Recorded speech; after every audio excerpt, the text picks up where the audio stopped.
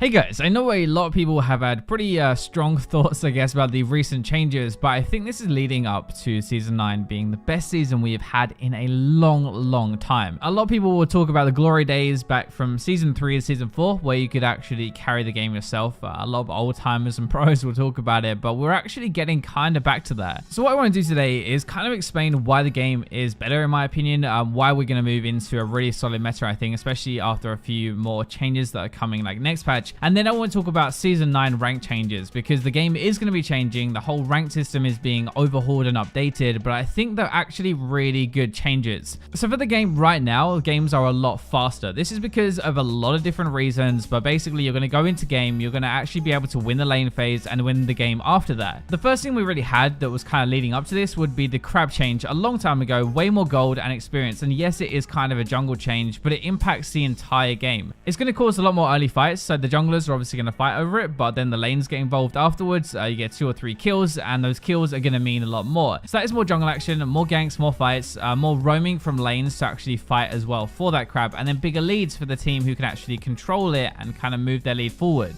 Rift Herald also does way more damage, and it gives a bigger lead now, which is why when you take this thing, you put it down, you're probably going to get like 2 or more towers pretty easily, a lot more gold, and the game feels a lot faster. It's basically just much better at taking multiple towers in a row. That is the biggest part. Like, yes, it does more damage anyway, but the damage doesn't fall off as hard with the lower health that the Rift Herald gets. As I said, getting like 2 or more towers and an inhib and stuff from Rift Herald is not that difficult compared to before, and obviously that's a massive lead now that you can get that you wouldn't have had before. Especially as well now the inhib turrets have a little bit less health, so it can actually get through it even faster. Baron also does a lot less damage. It's easier to take. It's funny because they actually changed it to be more difficult, more rewarding, but it was just like way too hard. You don't need a massive tank to be able to do this anymore, so competitions are much more aggressive because you don't need to have that front line. You can take it a lot earlier. You can even bait fights a lot easier because you're not taking as much damage. You can even get it more after very close like team fight wins, right, where it's kind of like you only just won, but before you would have had the base, and now you can actually take Baron pretty easy. You're going to then use that buff to unlock the rest of the game, take towers, kind of open up the map a bit more, get even more gold, and then you take that gold lead and you're able to win. That is the entire point of Baron buff anyway. There is also a lot more gold put back into the player doing well, not the player's team. So this is where the solo carry kind of aspect comes out of, and you're going to feel like you're actually doing the work like yourself. It's not just your team that's going to be good, it's you playing well. Turret gold was changed.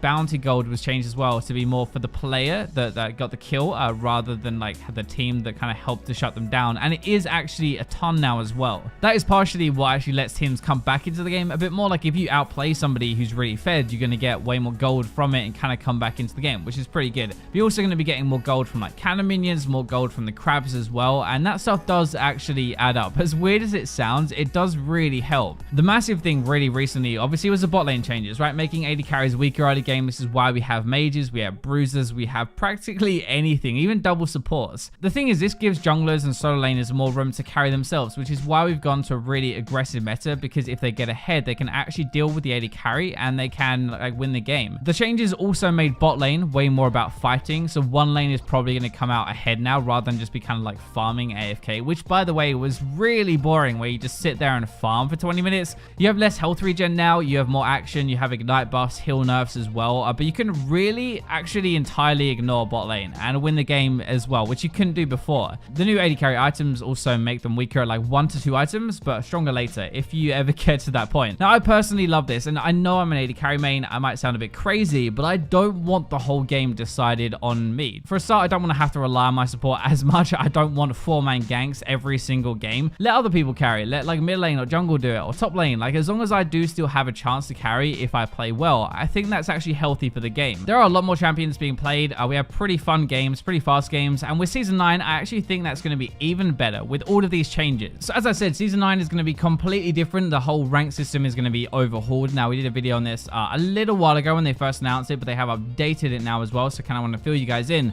I want to talk about how it's going to work after the update, but the main thing that you have to know right now is you're going to have a positional rank for every different position. So you'll have an individual rank for like top lane, for jungle, for mid, for AD carry, and for support. That's what you have to know about the new rank season for this to make sense. So one of the things that I said was going to be a massive problem is that people won't take games very seriously, because if they're trying to climb as AD carry and that's their main rank, their highest rank, if they get auto-filled to support or something, then they could just lose that game and it doesn't really matter. But now wins and losses in ranked will splash LP to all other positions. So splashing is going to like start around like 6 or like 3, something like that, and then it becomes stronger when you win auto-fill games, or if it looks like you're not taking opposition games very seriously.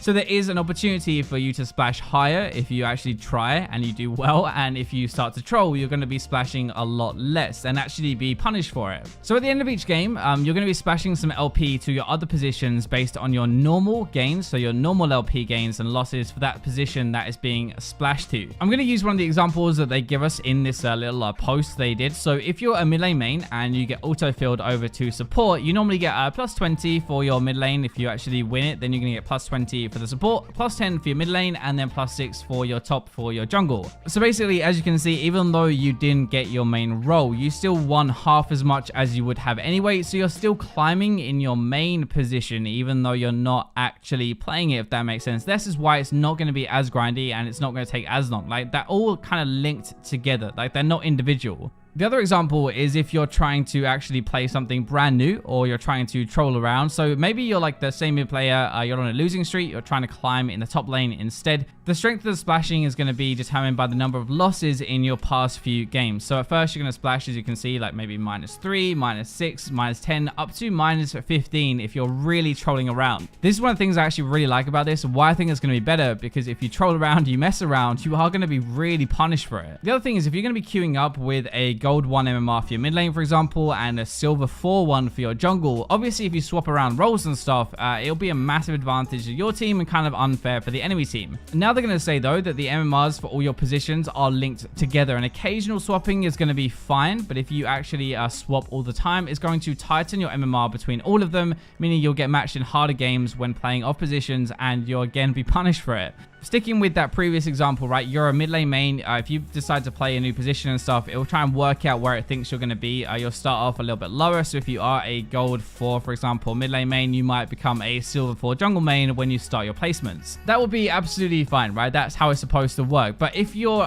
doing this as a duo, for example, one of the things I said before actually was if you're a duo, you could just swap all the time and you could abuse it, and you could get your positions at a lower rank, making the games a lot easier. Riot is going to put in a system though that detects this after just a couple of games, and then they'll be able to punish those players really hard and tighten their MMR. So even if you are really good, like mid lane player, for example, you're gold 1 or something, but you're a silver 5 bot lane player, if you get AD carry, if you get bot lane, you will play at gold 1 as a punishment. Finally, into the last point, and one of the biggest things that I said before is that ranked is going to be too grindy. I don't have the time. A lot of people don't have the time to level up 5 or rank up 5 different roles during a season. So they're going to be softening the ranked reset, so most players will have a higher rank at the very start of the season after their provisional games. When playing off positions as well, you're going to have this LP splashing, which we've already talked about a little bit, increased LP gains and decreased losses, and promo helper for every single series. If you're in Diamond, you probably won't know what that is, but I'll explain it in a second, which means you're going to get promoted way quicker. So if you're only going to play one role, if you are this mid laner we've been talking about for the entire video, then if you're like gold 1, for example, you might go down to gold 5 with a normal rank reset. You might only be gold 3. So it won't take you as long anymore to rank up again, because the first little reset after the new season will be a lot softer.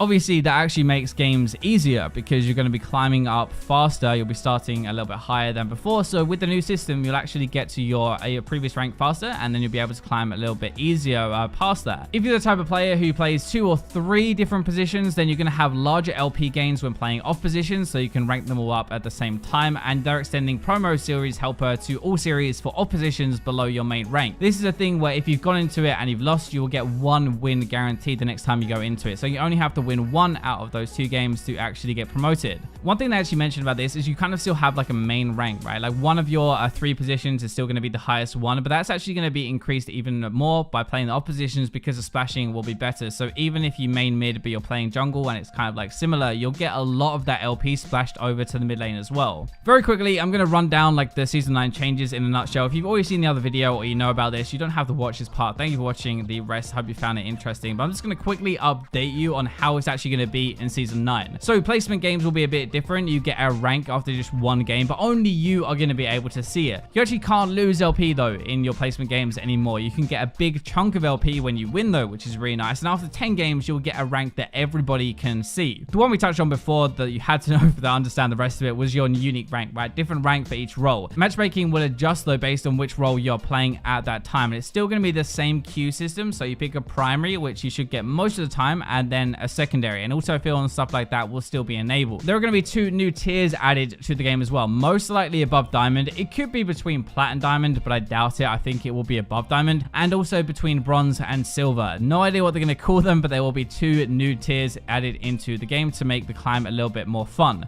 Because there's going to be 2 more as well, there will only be 4 divisions per tier now, so you don't have to go from gold 5 to gold 4 every single time you skip one of them. You would go from gold 4 to gold 1 basically. So be divided into 3 parts. Ranks will not reset between the 3 parts, but it will afterwards at the end of a season. You will get rewards though based on performance in each split as well as over the entire season. So it's just like kind of like mini goals in between the entire season to give you something to aim for. Rank borders as well will no longer reflect last season, but they will reflect this season performance. So it updates based on your current rank and not your previous season rank. That's pretty much how it's going to be different. But I hope you guys enjoyed this video filling you in. This is honestly why I think like the Season 9 is going to be the best season for League we've had in a long time. I think the game is going to be a lot more fun. I just kind of hope it's not going to be too late. Thanks for watching the video though. I appreciate it. And for now, I will leave you with the robots.